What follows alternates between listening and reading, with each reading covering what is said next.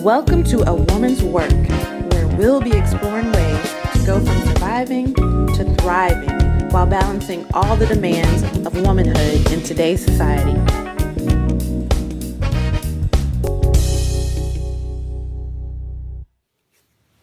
Hey guys, happy Sunday. Thanks for tuning in. This is your host, Samara James, and once again, I'm so excited to share with you guys today from my heart to yours.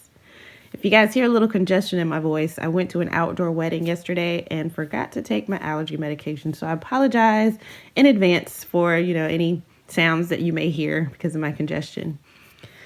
So on this beautiful Sunday, this Mother's Day, I'm just sitting and reflecting on the privilege of being a mother.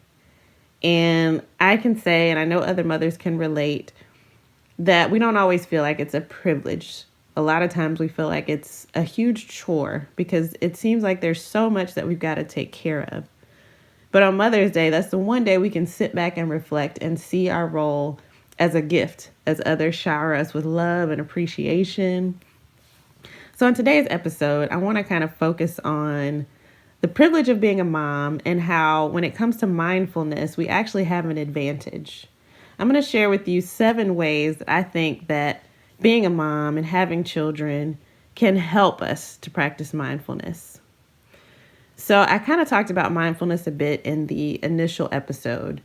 And mindfulness is a mental state achieved by focusing one's awareness on the present moment, while calmly acknowledging and accepting one's feelings, thoughts, and bodily sensations.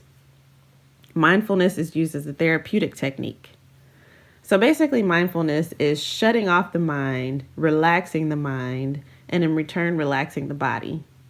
So some of the benefits of practicing mindfulness are increasing your ability to create attitudes and thoughts that make you feel satisfied about your life.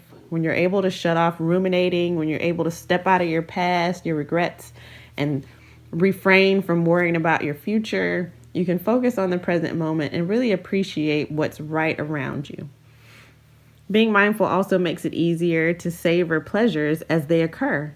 If you're paying attention to what you're doing, you have a more intense experience. It helps you become fully engaged in activities, and it creates a greater capacity to deal with adverse events. So if you are dealing with something that can be perceived as negative, you're not compounding it with regrets from the past or worries from the future. You're only dealing with it in the present moment. So it helps you have a greater capacity for resolving issues. By focusing on the here and now, many people who practice mindfulness find that they're less likely to get caught up in worries about the future and regrets over the past. And so they're also less preoccupied with concerns about success and self-esteem. They're not focusing on failures of the past. They're not focusing on some idea that they have about who they are and what they're worth based on something that happened in the past or something that happened in the future. And it also helps to give us the capacity to connect with others on a deeper level because we're actually seeing others instead of seeing lots of projections from our past and our future. So in turn, by calming the mind and calming the spirit, mindfulness can actually calm the body and reverse physical ailments. The stress relief that comes from mindfulness can do things like treat heart disease, lower blood pressure, reduce chronic pain, improve sleep, and even alleviate gastrointestinal difficulties. So there's so many benefits to mindfulness. I know when I first learned what mindfulness was, I thought to myself, there's no way that I have time to stop everything I'm doing and focus on the present moment. What a waste of time. But the concept kept coming up again and again, and I decided I would just keep trying. I couldn't give up on the possibility of experiencing all those benefits that I kept hearing about and reading about, and I kept getting recommendations to try. So what I did was I started with the typical way that most people instruct you to practice mindfulness, which is through meditation. The typical recommendation is 20 minutes a day of just sitting, shutting off the mind, observing your thoughts like a third party without judgment, And when I was able to get around to setting aside those 20 minutes, it felt amazing. My issue was that I couldn't do a set time. With a newborn and an 8-year-old and all these responsibilities that I have as a single parent, there was no way that I could set aside the same time every day to sit down for 20 minutes and meditate. I never knew what was going to pop up. So then I decided that I would just squeeze in a few minutes wherever it became available. This didn't work either for the same reason. I never know what's going to be happening at any moment in my day because really my time is devoted to my children. So I still didn't want to give up because those few days that I had spent meditating felt so amazing. I could see the benefits. I could see the change in my attitude. I immediately started experiencing the benefits. I was determined to find a way to make this work as a mother. I believe that mindfulness is something that every human being should practice, and there had to be a way that mothers could participate too, even mothers with young children. And then it dawned on me that I had been overlooking one important factor in all of this. I literally, right under my nose, had 2 mindfulness experts. Children are experts at being in the present moment. Their brain waves are actually constantly emitting theta waves up until about the age of 7 or 8.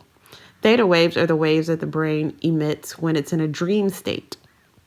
Kids are literally living the dream until they're 7 or 8 years old.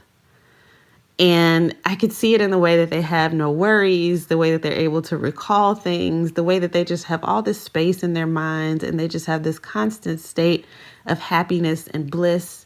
I said, there's got to be a way that I can tap into that as a mother. So what I came up with was these 7 ways that my kids have been helping me to practice mindfulness, and I want to share them with you. The biggest enemy to mindfulness is rumination. Rumination is just the repetitive focus on thoughts that take us into a negative state of mind. Worry is a form of rumination. Having fake arguments with people in your head is a form of rumination. Focusing on things that happened in your past that you're not happy with is a form of rumination. And kids, the number one way that they help with mindfulness is they snatch you right up out of whatever it is that you're ruminating about. They interrupt. Now, as a mother, this is the biggest complaint that we have about our kids. They're always interrupting. You can never just do what you want to do because your kids will always find a way to interrupt. But we could consider that a blessing because most of the time we are ruminating, we are worrying, and we can see those interruptions as opportunities, as a good excuse to take a break from whatever it is that we're worrying about and focus on our kids. The second way that kids can help us with mindfulness is that they're so stinking cute. Focusing on their sweet little faces and their laughter and the joy they get just from being in your presence is a wonderful way to practice mindfulness.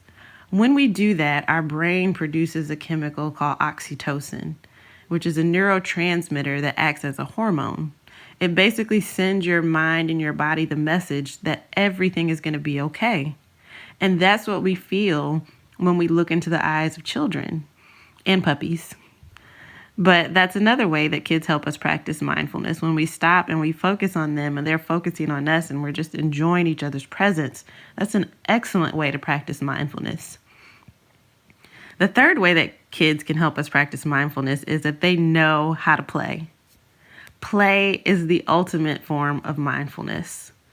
You're literally looking to do what is the most fun right now.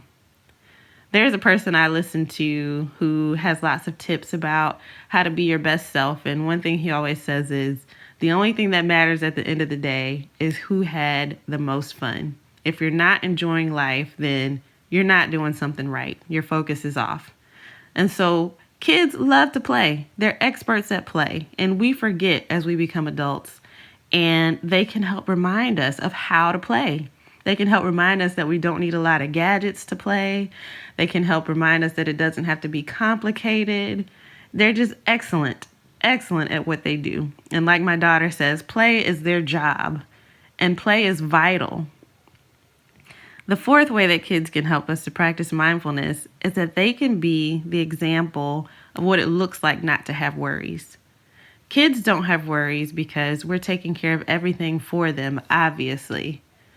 But the truth is, as adults, we forget that we're being taken care of as well. We don't exist in a vacuum, and there are a lot of things that happen for us on a day-to-day basis through the efforts of others and through the pure grace of God and the favor of the universe. And when we can remember that, we too can fall into a worry-free state. So when we watch our kids be worry-free, as we stress about what our schedule and what we need to do next, let's look at them as an example. And then let's take the next step to remember how much favor we're shown on a daily basis, how many things are delivered to us without any effort, and move into that state of worry-free existence ourselves for a few minutes. The fifth way that kids can help us practice mindfulness is through their fresh perspective on problems. Now, kids don't have a whole lot of life experience, and I wouldn't recommend going to them for advice on everything. But when you have something you're trying to figure out, or you have something that you're worried about, whether it's from your past or something that's coming up in the future, just sitting down and talking with a kid, not even about your problem, but just about their perspective on life, can give you fresh perspective. I can't count the number of times that having a simple conversation with my daughter about something that's going on in her life has given me a whole new view on something that I've been dealing with in my own life. It's fresh. Kids' perspectives are not full of all these projections and all these ideas that have accumulated over time. It's just a pure, fresh, unfiltered view of what's happening. The sixth way that kids can help us practice mindfulness is that they don't judge. They never judge, especially if you're their mom. The one thing about having kids that amazes me is, as a person who's fully aware of all of her faults, I'm amazed at how my kids can see no wrong in me. They just don't judge. They just love. It's so easy for them to just love. Even when we make mistakes as parents, they're quick to forgive us. And we don't think about a child's forgiveness. I know in a lot of, cultures and a lot of homes, the forgiveness or perspective of children is not highly valued. But maybe that's something we should start paying attention to and taking note of. Kids are so non-judgmental, and viewing yourself in a non-judgmental way is a huge part of mindfulness.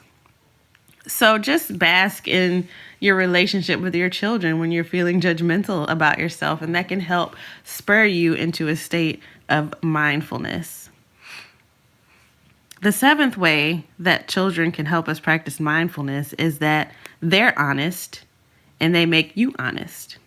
Another pillar of mindfulness is authenticity. It's being honest with ourselves about what it is that we're thinking, what it is that we're feeling, being real about what it is that's happening around us. And kids help us do that because until they get to a certain age, they don't know anything but honesty. I was watching a funny YouTube video and a mom was talking about how when you say negative things about a person in front of your children, be careful, because when you're in front of that person with your child, they may repeat what you said. Children don't have the same social rules. Children are always living in truth. And we can take note of that and we can share that space with them, that space of authenticity and honesty. And being authentic and being honest is a form of self-respect. And it's an amazing way to really get in touch with who you are and to really step out of your past and step out of your worries about the future and be in the present moment.